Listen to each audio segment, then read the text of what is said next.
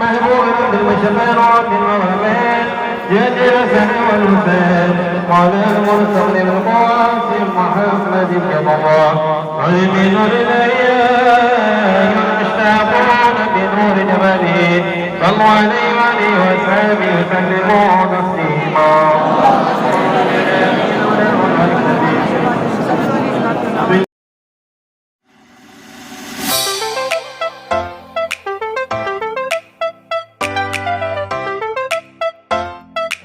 हमारे राजा साहब का दस्तार कर रहे हैं।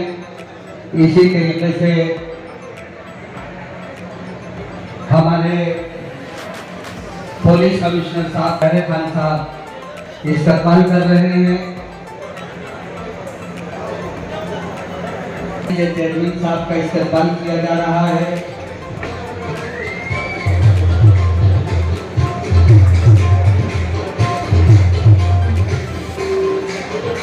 हमारे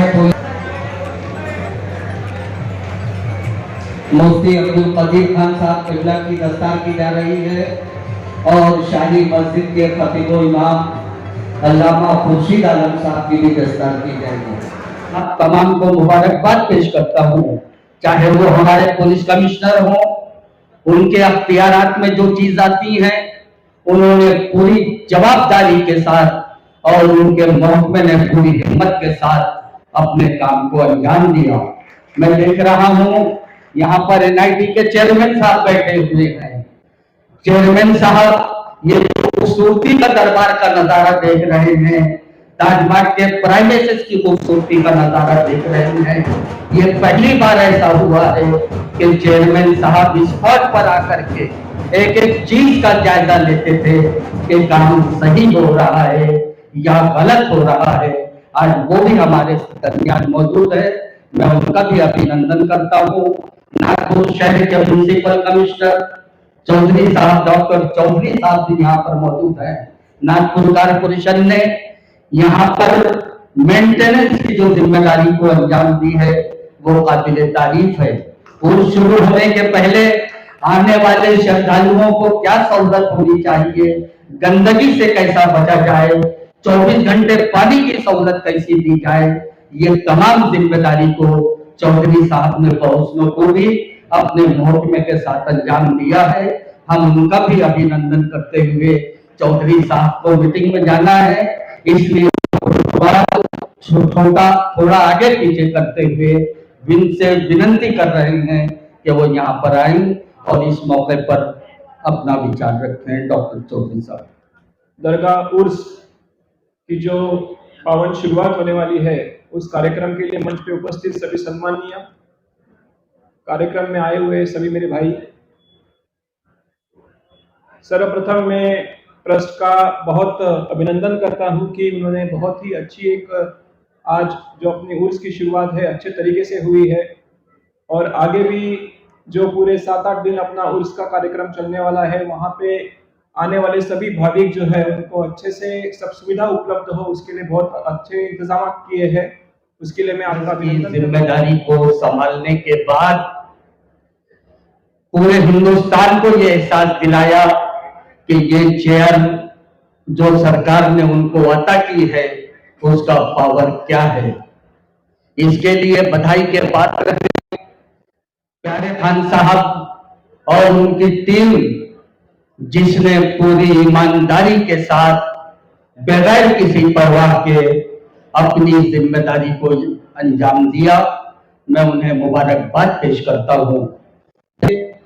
ट्रस्टियों के साथ मिलकर के हमारे मुख्यमंत्री जी से मीटिंग की, माननीय नितिन गडकरी जी से मीटिंग की और मुख्तलिफ विभाग से मीटिंग करते हुए वो इस बात के प्रयत्न में लगे हुए हैं, इस बात की कोशिश में लगे हुए हैं कि यहाँ एक अच्छा एजुकेशन हब तैयार हो, यहाँ अच्छा शॉपिंग कॉम्प्लेक्स तैयार हो और यहाँ एक साफ सुथरा माहौल तैयार हो। मैं इसके लिए उन्हें मुबारकबाद पेश करते हुए उनका भविष्य का प्लान ट्रस्ट का क्या है और सरकार से उन्हें क्या क्या लेना देना है, इस ताल्लुक से उनसे दरखास्त कर रहा हूं कि वो ट्रस्ट की जानिब से रिपोर्ट पेश करें। उन्हें शेर के साथ आवाज दे रहा हूं कि क्या कोई हमको जहन के एल्बम में सजाए, राजा भाई, क्या कोई हमको जहन के एल्बम में सजाए। हम लोग तो वीराने के मंजर की तरह हैं, आते हैं तो आने दो इधर तंज के पत्थर, हम लोग तो बर्फ समंदर की तरह हैं। जनाब पहले खान साहब। श्री अमितेश कुमार नागपुर सिटी में चाहूंगा कि इनके लिए बहुत ज्यादा तालियां बजाइए कि जो आज बदलाव आपको देखने मिल रहा है वो हमारी ट्रस्ट का अकेला नहीं है। और मंच पर उपस्थित एनआईटी चेयरमैन श्री मनोज सूर्यवंशी साहब, जिनके वजह से ये खूबसूरत दरबार हमें देखने को मिल रहा है, इनके लिए भी मैं चाहूंगा कि तालियां बजाइए। और डॉक्टर अभिजीत चौधरी साहब, एनएमसी कमिश्नर, जिन्होंने बहुत ही कम समय में हमको वो सुविधा उपलब्ध कराई कि जो समय पे मुमकिन नहीं थी। मैं चाहूंगा इनके लिए भी आप थोड़ा जोरदार तालियां बजाइए। और यहाँ पे जितने भी पुलिस अधिकारीगण जो बैठे हैं, मेरे भाई मौलाना साहब, और यहाँ पे जितने भी मेरे भाई बैठे हैं, सबको अस्सलाम वालेकुम। मैं आपको बताना चाहता हूँ, एक शेर से मैं अपनी शुरुआत करना चाहता हूँ। मैं तो अकेला ही चला था जान दे मंजिल मगर, मैं तो अकेला ही चला था जान दे मंजिल मगर, लोग साल आते गए और कारोबार टूटता गया। तो ये जो काम यहाँ का आप देख रहे हैं वो किसी अकेले व्यक्ति ने नहीं या पूरी ट्रस्ट ने नहीं, ये यहाँ बैठे इन लोगों की मदद से ये काम हुआ है और इनके पीछे हम खड़े थे। उसका जो नतीजा है जो आप ये आज देख पा रहे हैं। समय की कमी के कारण मैं बहुत ज्यादा नहीं बोलूंगा क्योंकि सीपी साहब को भी जाना है। डॉक्टर अभिजीत चौधरी साहब यहाँ बैठे, उन्हें भी जाना है, मेरे वजह से रुके थे और मेरे बाद 2 शब्दों का भाषण जो हमारे एनआईटी चेयरमैन है वो देंगे। तो मैं आपको बता दूं, ये जिस दिन हमको ट्रस्ट मिला था, ये ट्रस्ट उस दिन 16.5 लाख रुपए माइनस में था। जिस दिन इस ट्रस्ट को आज से 2 साल पहले हमने अपने हाथ में लिया था, ये ट्रस्ट उस दिन 16.5 लाख रुपए माइनस में था।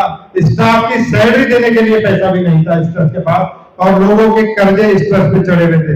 लेकिन मैं आपको आज बताना चाहता हूं कि इस ट्रस्ट के पास 14 करोड़ रुपए है।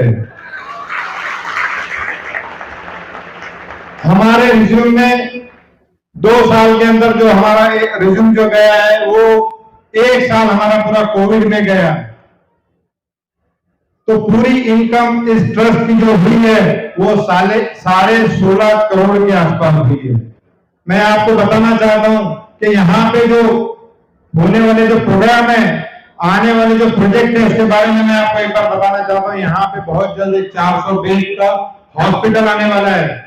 एक हमारी ट्रस्ट ने मिलकर एक ओपीडी का उद्घाटन खाली 1-2 दिन में होने जा रहा है। उसके लिए मैं अपने ट्रस्ट को और खासकर राजा भाई को और जिचकार साहब को और पुरजन रंदेलिया और मुस्तफा टोपीवाला, इमरान हाजी और शाहरुख बाबा को शुक्रिया अदा करना चाहता हूँ कि इन्होंने बहुत कम समय में 2 ऐसी चीज जो चालू करने जा रही है, प्ले स्कूल चालू होने जा रहा है और एक ओपीडी आने वाले 2-3 दिन में जो गरीब लोग हैं उनके लिए होने जा रहा है। देवेंद्र जी के जो हमारे महाराष्ट्र के उप मुख्यमंत्री है, उनके माध्यम से यहाँ पे एक सेकंड फेज के लिए 224 करोड़ रुपए आने वाला है। जो हमारी जो फाइल है एक लास्ट स्टेज पे रुकी हुई है, जहाँ पे सेक्रेटरी साहब के साइन होना बाकी है, तो वो भी काम यहाँ पे चालू होने जा रहा है। श्री नितिन गडकरी जी ने यहाँ पे ऐलान किया था स्टेज से कि वो यहाँ पे गरीबों के लिए एक 500 बेड का मेडिकल हॉस्पिटल बनाएंगे। इससे बड़ी हमारे लिए खुशी की बात हो नहीं सकती।